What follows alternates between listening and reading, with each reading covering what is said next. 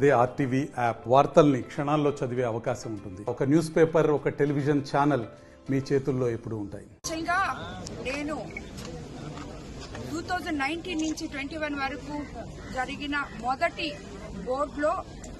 Board మెంబర్గా, main బోర్డులో purchase కమిటీలో మెంబర్గా ఉన్నాను. దాని తర్వాత కరోనా 3 సంవత్సరాలు, యాక్చువల్గా 5 సంవత్సరాలు ఉన్నాను. బట్ తర్వాత 3 సంవత్సరాలు నార్త్ ఇండియా టీటీడీ టెంపుల్స్ కి చైర్పర్సన్ గా, ఒక ఎక్సెఫ్షియో ఇన్వైటీగా బోర్డులోకి వెళ్తున్నాను. సో లాస్ట్ 3 సంవత్సరాలు బోర్డుతో ఏ విధమైనటువంటి సంబంధం లేదు నాకు. సంతకాలు కానీ, మేము డెసిషన్స్ తీసుకోవడం కానీ, దాంట్లో అంటే ఇక్కడ నార్త్ ఇండియా టీటీడీ చైర్పర్సన్ గా ఉన్నప్పుడు బోర్డులో మనం ఏ కమిటీల్లో ఉండం. బట్ 19 నుంచి 21 వరకు మాత్రం ఆ 2 సంవత్సరాలు మొదటి బోర్డులో నేను మెంబర్గా ఉన్నాను, పర్చేస్ కమిటీలో ఉన్నాను.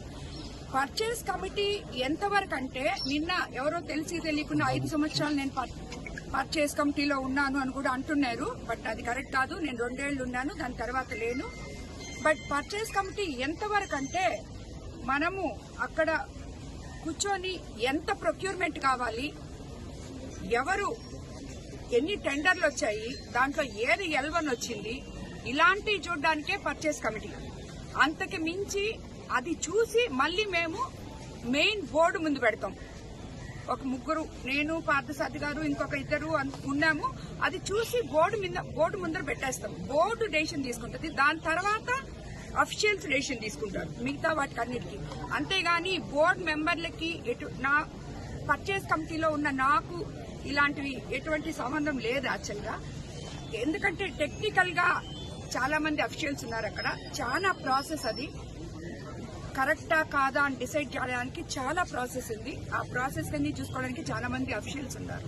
కాబట్టి దాని గురించి నాకు వెంకటేశ్వర భక్తురాలుగా తినగానే ఏమనిపించింది? ఆవు కొవ్వు, పంది మాంసం కలిపింది.